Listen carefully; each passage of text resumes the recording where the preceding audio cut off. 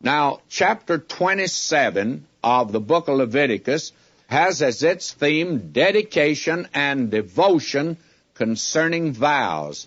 And immediately when you begin to get into this chapter, why, you wonder why it is here. Fact of the matter is, it appears to be an addendum or a postscript to the book of Leviticus. And most expositors note this, and some actually consider it a major problem of the book. Cites, he doesn't even consider it, because after chapter 25th, he doesn't give any exposition of Leviticus at all. Lange treats this chapter as an appendix.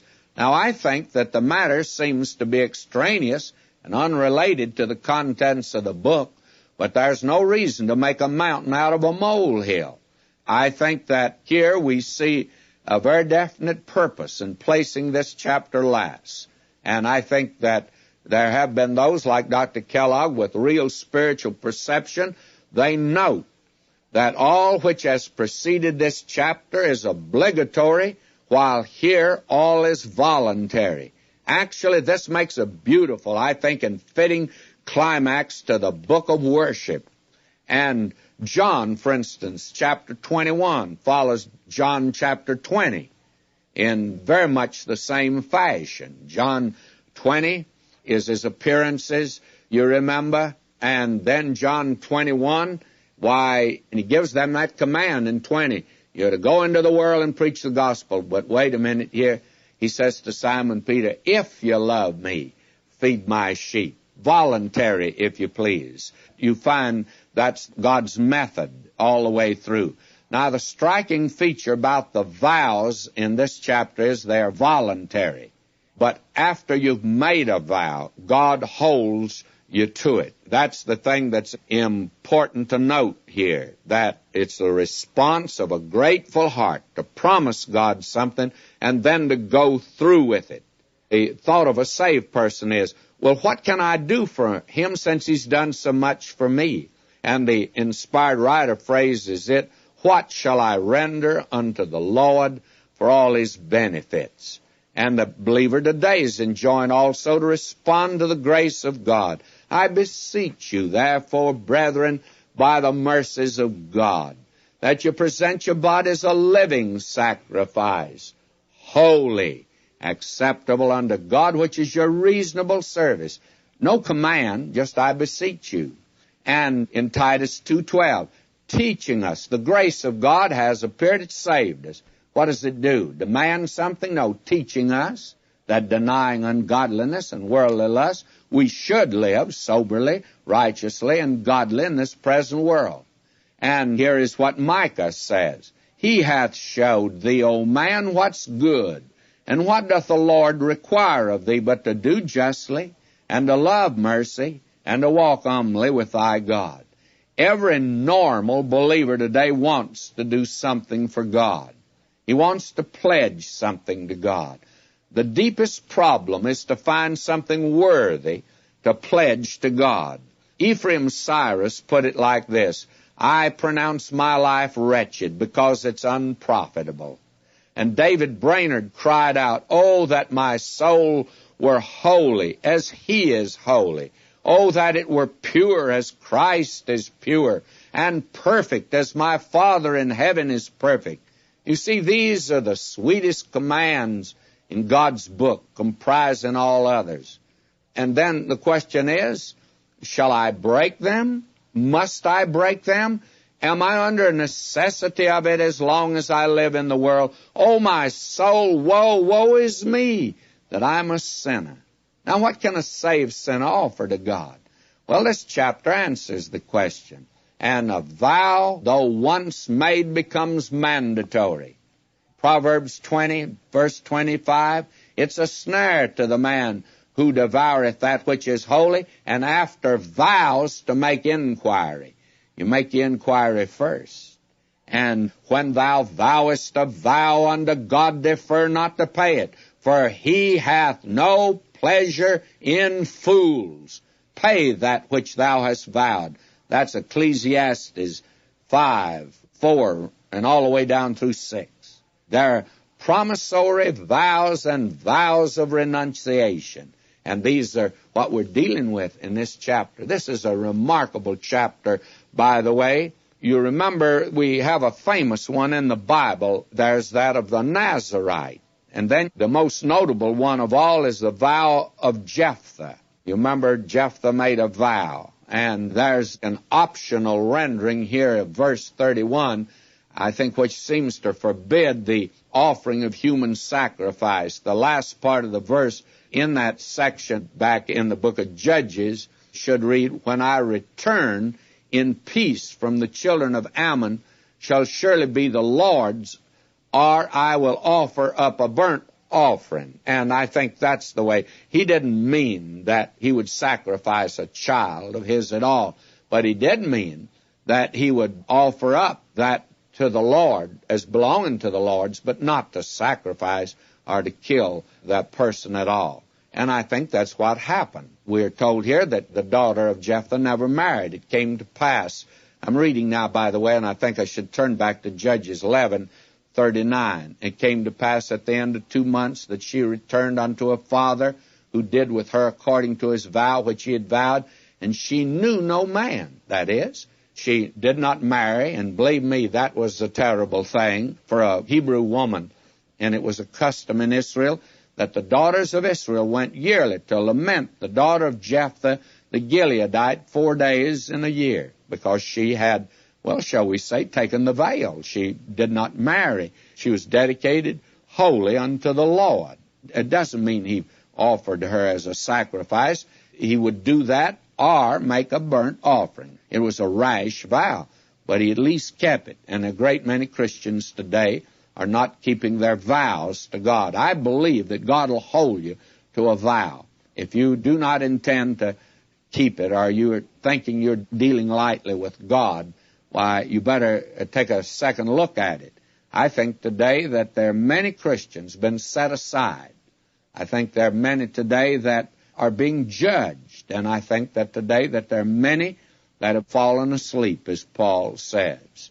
Now listen to Deuteronomy 23. "When thou shalt vow a vow unto the Lord thy God, thou shalt not slack to pay it, for the Lord thy God will surely require it of thee, and it would be sin in thee. But if thou shalt forbear to vow, it shall be no sin in thee." Now God's not asking you to do this. This is voluntary. But if you promise God something, be sure you go through with it. Leviticus chapter 27. And the Lord spake unto Moses, saying, Speak unto the children of Israel, and say unto them, When a man shall make a singular vow, the persons shall be for the Lord by thy estimation. And thy estimation shall be of the male from 20 years old, even unto 60 years old. Even thy estimation shall be 50 shekels of silver, after the shekel of the sanctuary. And if it be a female, then thy estimation shall be 30 shekels. And if it be from 5 years old even unto 20 years old, then thy estimation shall be of the male 20 shekels, and for the female 10 shekels.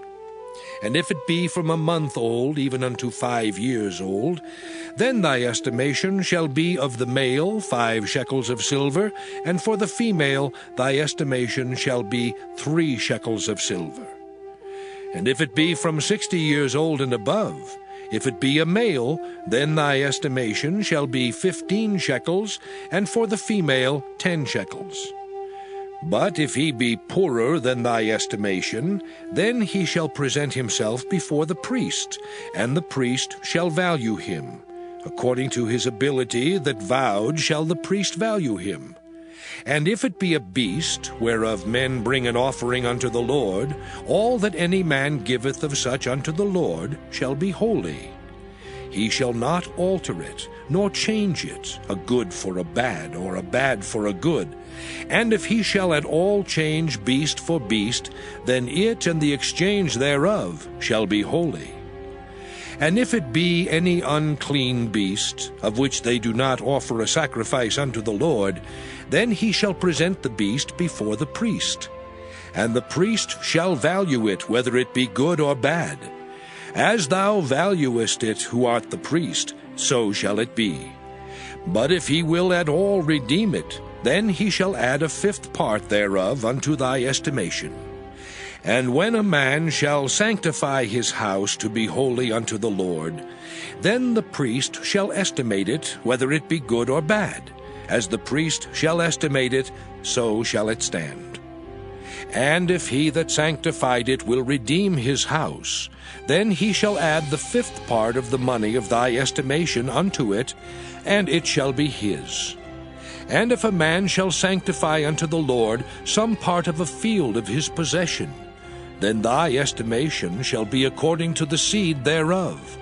An homer of barley seed shall be valued at 50 shekels of silver. If he sanctify his field from the year of Jubilee, according to thy estimation, it shall stand.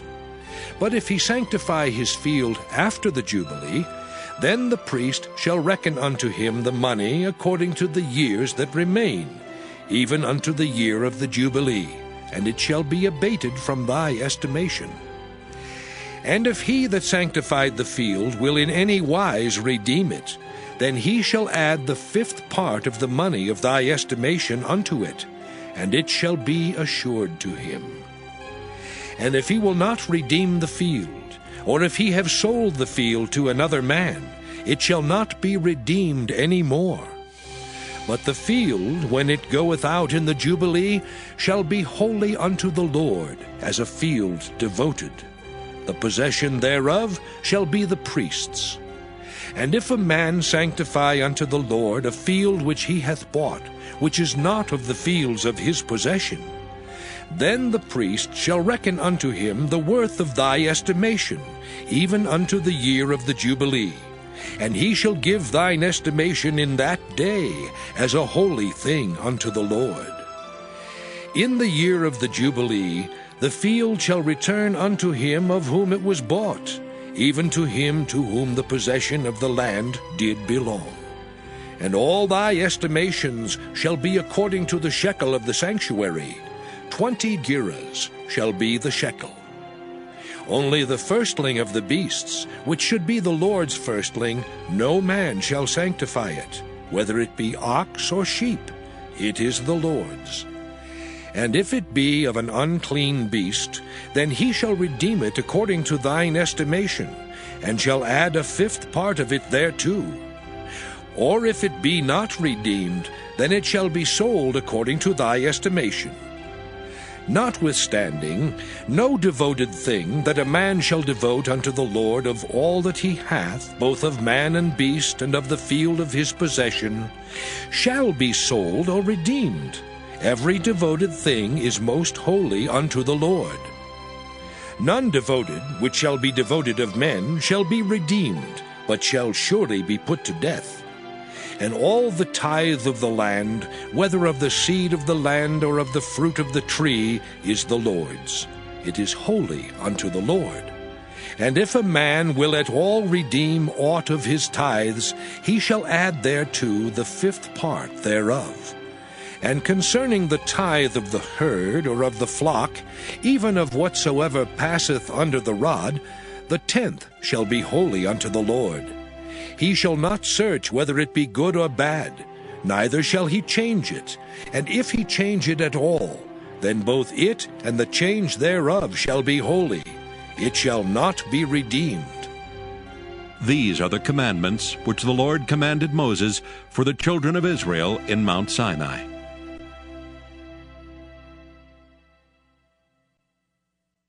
Now you have here a commutation of vows concerning persons, commutation of vows concerning animals, commutation of vows concerning houses, commutation of vows concerning land, and concerning three things which are the Lord's or which are apart from a vow. Now will you look at these with us for just a few moments here. We have vows now concerning persons and the commutation of them. Verses 1 and 2. And the Lord spoke unto Moses, saying, Speak unto the children of Israel, and say unto them, When a man shall make a singular vow, the person shall be for the Lord by thy estimation. Now, making a singular vow means to single out something of value, particularly precious to the individual. You remember David responded with disgust to something that had been donated to him. And he said, "Neither will I offer unto the Lord my God of that which doth cost me nothing." Now let me say this to you, because I'm no longer a pastor, and I haven't any axe to grind in that particular connection, and I wouldn't have if I were a pastor, but I'd be accused of it if I were. And it's this. My friend, if you're in a church and you are attempting to offer God on Sunday morning in the offering plate something that's costing you nothing, may I say this to you, God have mercy on you. Somebody says, "You think we ought to give a tenth to the Lord?" No, we're not under the tithe system today at all. I do not believe in taking up tithes. I've never even mentioned that in my 30 years of ministry. We don't take up tithes, at least I don't, because God doesn't require it. This is where you give a free will offering. And when you're cheap in it, I can tell you one thing, God's going to be cheap with you. There was a very famous man back in Philadelphia years ago, a captain, and I forget his last name. He'd been a captain in an army, but he was no longer that. He was a very successful businessman. And somebody asked him one day what was the secret of his success. And he said, well, he says, "As the Lord shovels it in, I shovel it out. And the more I shovel it out, the more the Lord shovels it in." I think that's the reason some of us are so poor today. That's the reason some of us have such a hard time financially. It's the way that you deal with God. I believe that with all my heart. And he says here, "by thy estimation." It means that which is of current value among the people. It's quite interesting. I had a man back before I resigned as pastor, when the stock market, by the way, first went down. And he brought in some stock, and he offered it, and his comment was this. He says, "Now that it's going down, I just well give it to the church." God have mercy on that kind of giving today, friends. They ought to be giving it to the Lord when it's going up. It says that it must be something of value. It's something that costs you something. Now, verse 3, "And thy estimation shall be of the male from 20 years old, even unto 60 years old. Even thy estimation shall be 50 shekels of silver after the shekel of the sanctuary." You see, when a person is dedicated by a vow to God, it does not mean that individual must serve in the tabernacle. It means he could bring this animal and he could offer it, and he could be given a receipt in kind. God says, "I give you credit according to the value of it and the current value of it." That man that gave stock that had gone down, God didn't give it to him at par value. He gave it to him at the value that it was. Somebody says, "You think the Lord really keeps books?" I sure think he does. I think he uses a computer. And that computer has a way of just putting down every little detail. And I think it has you and me pretty well numbered, friends. I think that some of us over in the stingy section and some of us over in the generous section. God takes note of these things. We need to recognize that. But this is in the area where we exercise our free will. This is where you and I can actually act as God. We can do the thing of our own free will. We can either promise him or not promise him. We can either keep it or not keep it, even after we promise. But if we don't promise it, he doesn't hold us to it. But if we promise it, he'll hold you to it. Now, he goes on, and I'm not going into detail concerning this, but you have here the value that is attached to many things that were chattels, loved ones, these things that you could dedicate to God. And this verse 4 is interesting. It's a female. And this, I think, makes it very clear that this man, Jephthah, didn't offer his daughters a sacrifice. I think that's ridiculous to take that position. This makes it clear that she was given to the Lord in a vow. He made a vow to dedicate her to the Lord. And I'm of the opinion that what actually happened, that she was dedicated to the Lord, to serve the Lord in perpetual virginity, And the daughters of the land observed that in after years. It was a vow that he kept, and he brought the price of a female and offered that to the Lord in the tabernacle. But to say offered her would be contrary to the Mosaic law here, you see. And you remember Hannah brought little Samuel in as a thanksgiving offering to God in payment of her vow. She said, Lord, I told you if you'd give me a son, I'd give him back to you. And she says, here he is, little old 5-year-old boy, he's yours. She kept her vow. May I say to you, it's wonderful. This is an area where you and I can move today and really reveal whether our Christian experience and our testimony is real or not. What have you vowed to God? Have you ever been to Him and presented yourself to Him? Have you ever been to God and presented your children to Him? Have you presented your grandchildren to Him? Have you presented, my friends, your possessions to Him? Well, if you have, and don't misunderstand me, He didn't command you to do it. He just said you could do it. But He says one thing, if you do it, it's mandatory that you make good. Now, He goes into detail here. I'm not going to go into detail. The thing that's interesting to me is that if He brought to the Lord a skinny, little old runny animal, why, the value of it was taken, and He was not given but just the fair and equitable price for it. You see, God's going to judge, we're told, the poor in righteousness. And they're going to get a fair deal someday. So far, they haven't. Now we have here the vows that concern an animal in verses 9 and 10. It says, if it be a beast, whereof men bring an offering unto the Lord, all that any man giveth of such unto the Lord shall be holy. He shall not alter it, nor change it, a good for a bad, or a bad for a good. And if he shall at all change beast for beast, then it and the exchange thereof shall be holy. I remember years ago, I was pastor of a little country church. A man took me out to his barn lot, showed me a calf. He says, I've given that calf to the Lord. Well, that little old calf, it looked like it wasn't going to make it, to tell the truth, and I think that's the reason the fellow made the vow. And I think that what he did afterward revealed it. Well, the little animal, believe me, snapped out of it, became a fat little fella. I tell you, became actually a prize beef and won a blue ribbon. But the man told me, he said, you know, since it's such a fine animal, listen to this now, since it's such a fine animal, I thought I'd better keep it. And I got another good animal over here, and I'm giving it to the Lord. And he took it and sold it and gave the money to the church and felt very comfortable about what he'd done. But it wasn't the animal that won the blue ribbon. It was another one. God says, don't substitute. Now, if you promised to do something for God, then you go through with it. After all, isn't that Ananias and Sapphira in the church today? They promised that they'd give the Lord a certain possession. They didn't do it. Now, they didn't have to do it. And you remember Peter told them that. He said, while it was yours, it was yours. God doesn't demand it of you at all. But you made a vow that you'd give it to God.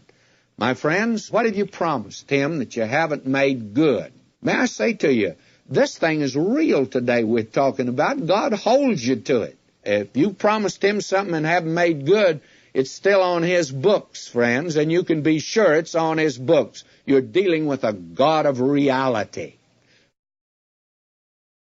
Now, we have here verses 14 and 15 has to do with houses. When a man shall sanctify his house to be holy unto the Lord, then the priest shall estimate it, whether it be good or bad, as the priest shall estimate it, so shall it stand. And if he that sanctified it will redeem his house, then he shall add the fifth part of the money of thy estimation unto it, and it shall be his. You see, the home of a man is his most sacred material possession, and he could pledge it to the Lord. And a Christian home, as well as the children of Christians, I think should be dedicated to God.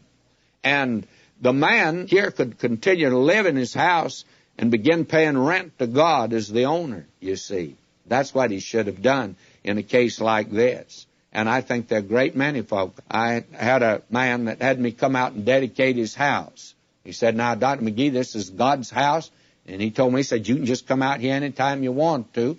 Well, I had a house of my own. I didn't need to be running out there. But that's the way he put it. And I want you to know this is God's house. Well, I'll be honest with you. You would think if it's God's house and he's living in it, he ought to be paying God some rent. And you know, he never did pay God any rent. And I think that that's on God's book. Somebody says, you mean to tell me you think it's this literal? Friends, I know it's this literal. God gets right down to the nitty-gritty where you and I are living today, and we prove whether we are genuine in this area of our free will. This is where you and I demonstrate whether we are really genuine or not. This is a tremendous section. Now, there is so much else we could go in, but it all has to do with these things that have to do with a vow. And God insisted that his rights always be observed. And yet, in verses 28 and 29, notwithstanding no devoted thing that a man shall devote unto the Lord of all that he hath, both of man and beast of the field of the possession, shall be sold or redeemed. Every devoted thing is most holy unto the Lord. I think here that all of these devoted things, that God wants them absolutely then to pass through his hands in one way or another. Now, I have to come to the conclusion of this chapter and to this book. As you can see, there's so much more that could be said about this chapter and about the book. We have really been in one of the great books of the Bible. I repeat it again. This, my friends, is, I suppose, one of the greatest books that's in the Word of God. And I would say all important for God's people to know its spiritual truths. Verse 34 says, these are the commandments which the Lord commanded Moses for the children of Israel in Mount Sinai. The believer today can be thankful for the grace of God in this day, so that what we do for God today, we do it voluntarily. He says, if you love me, keep my commandments. All based, you see, on that. Oh, today, if we love him, we want to do the thing that will please him. How important these things are.